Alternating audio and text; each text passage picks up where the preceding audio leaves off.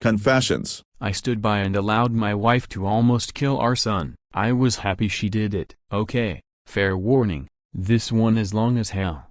Apologies for that.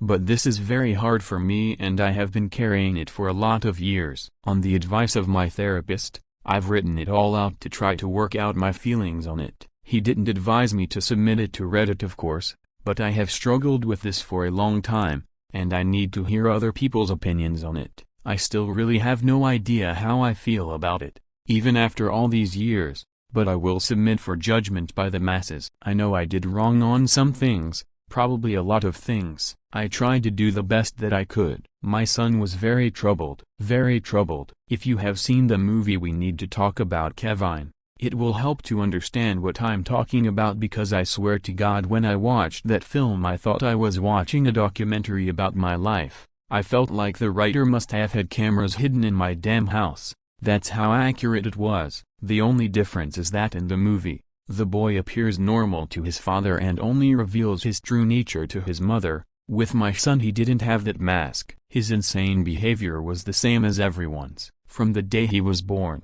my son just came out wrong. He was planned. My wife and I tried to get pregnant and were ecstatic when he was born. He was wanted and loved. We showered affection on him and tried to give him a happy childhood. But from the day we brought him home from the hospital, he was miserable. He cried for 13 months straight. I'm not exaggerating. For 13 months without a break. He cried until he had no voice left and kept crying. You could see his little face scrunched up and no sound coming out. Totally hoarse. There were times he would be crying in his sleep. I'd never seen or heard of any other kid able to do that. We brought him to doctors, and specialists tried changing his diet, held him, rocked him, toys, swaddling, music, mobiles, everything we could think of. Nothing worked. 13 months of grating, grinding, no sleep hell. Once he got over the crying stage, we thought we were out of the woods. But it quickly became clear that for some unknown reason, he was just angry at being alive. I never saw that kid have a genuine, joyous smile once in the time I knew him. I saw him grin a vicious, horrible grin many times, taking perverse pleasure from causing pain or suffering or breaking a rule, but a smile from real pleasure at something nice. No, never, not once. He had no interest in anything positive. He was fueled by hate, and everything he did was bent toward that. As soon as he could walk, his mission in life was to destroy things. He would break or try to break anything that came in his range, smash it, chew it, throw it in the toilet, whatever he could. After a while, he figured out how to get his diaper off and took great pleasure in shitting and pissing anywhere he could. After a while he figured out he could hide it and started pissing and shitting in places we wouldn't find right away, grinding it into carpets, making it even more of a problem to clean and making the house stink. When he got older, ages 9-15, he would piss and shit in our bed, until we got a lock on our door and he wasn't able to get in anymore. Then he'd just take a dump in the hallway in front of our room. That biological warfare started around 2.5 years old and he never grew out of it. I'll try to speed it up as I could go on for days about this stuff, but as he grew older, he became more and more unmanageable. He would bite, kick, scream, scratch and spit at anyone trying to do anything with him. He was kicked out of school twice before he was 9, then let back in and then kicked out for good. He had to change schools. The next one put him in a special class that kept him away from the other students. We had to install a door and lock on the kitchen because he would steal knives and use them to gouge the walls, furniture or chase people with them. When he was 10, he stabbed me pretty good in the hip and ass. I still have the scars. As he grew older, he grew darker. He moved into setting things on fire and torturing local animals. There was a stray dog that hung out around the park near our house. My son blinded it in one eye with a BBQ fork. He would dip cats' tails in gasoline and light them on fire. He became a violent, stinking, vicious beast that lived in our house. We couldn't do anything with him. I will take this opportunity to preempt the tsunami of messages. Yes, we had the kid in fucking therapy. He saw a psychiatrist twice a week and had God knows how many different medications prescribed to him over the years. Nothing worked. Therapy didn't work. Meds didn't work. Nothing fucking worked. He was like a poisonous cloud of hate and fury lashing out at anything in his reach. When my son was 16, my wife got pregnant again. I can't tell you how different our reaction was. Instead of joy, we felt horror. This pregnancy had not been planned,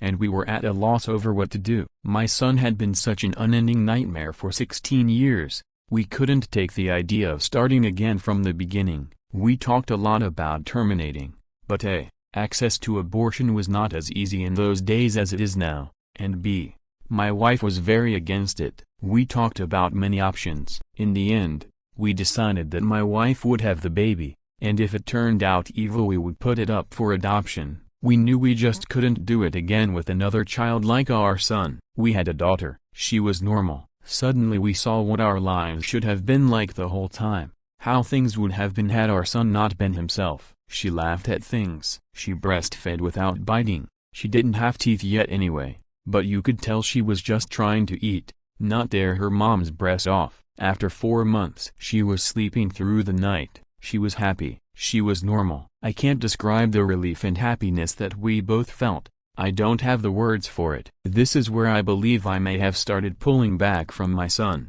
Up until that time, whatever mistakes I made, I had always tried to do the best for my son, and I am convinced of that. I tried to help him and love him and care for him. I tried, but when my daughter was born, my wife and I both instinctively just turned toward her. She became our focus, not from malice, but just because she was so much easier. She was so happy and sweet. Every moment we were with her was like magic. I understand this was wrong, but we honestly couldn't help it. I don't have a better explanation than that. My son hadn't given a shit about my wife being pregnant. I honestly don't know if he understood it, but when we brought our daughter home he started acting out even more. I didn't think it was possible, but he took it up another notch. At this time he was 17, and we were having blowout screaming matches daily. Usually, after we fought, he would storm out of the house and disappear for hours at a time, or come back the next morning. It was a relief. I started to look forward to our fights because it would get him away from us for a while. After the birth of our daughter, my relationship with my son was almost entirely gone. Our only real interactions were screaming at each other. My wife was even worse with him. She just had nothing left. By that time, if our son even came into the same room as her, she would just stop whatever she was doing and start screaming, "Get the fuck away from me! Get away! Get the fuck out!" Until he left. He started spending more and more time out of the house, which was a blessing for us. I have no idea what he got up to out in the world, but we were just happy it wasn't being inflicted on us. As a consequence of our son's behavior, we had invested heavily in locks around our house. All of the cheap, thin interior doors in our home had been replaced with thick, dense wood doors that couldn't be kicked through, equipped with keyed locks that my wife and I carried keys to. I know it sounds extreme, but locks and heavy doors were the best way we had found to create safe spaces for him. And again, before I am inundated with messages, I was not locking my son in rooms like a prisoner. He had free reign of the house and could come and go as he pleased. My wife and I would lock ourselves in rooms to protect ourselves from him. If anything, we were the prisoners in our own home. On the day in question, I had fought with my son in the morning and he had left the house in a rage. My wife and I were enjoying some peace and quiet in the kitchen while our daughter napped in our bedroom, and then my daughter began crying. Any parent who has young children can tell you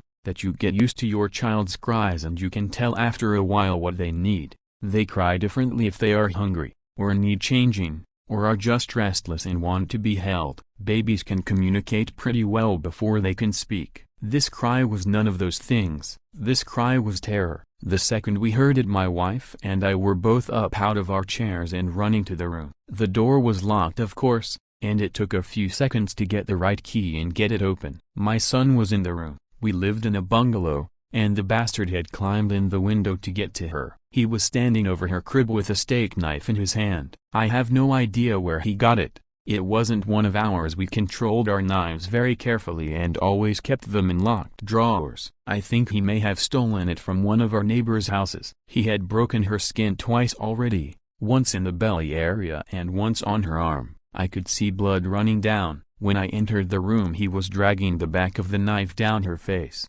not cutting, almost tickling her with it, teasing her while she screamed. He looked up at us and smiled. Before I knew what I was doing, I was already moving, running to put myself between them. I didn't think about it, I just moved instinctively. Even with that, my wife got there faster. It was like a movie on fast forward. She got to our son and bashed his hand away, knocking the knife across the room, and then shoved him with her whole body weight, so hard that he flew away from the crib and bounced off the wall. I picked up my daughter and held her while my wife screamed us. I could see her shaking, almost convulsing. I can remember the smell of the room, and the sound of my daughter screaming and wailing, the look on my son's face as he stood there, just nothing. Blank, dead. There was nothing in his eyes, no emotion. He looked like an alien to me. I watched my wife take a step toward him. I could have reached out and stopped her, but I didn't.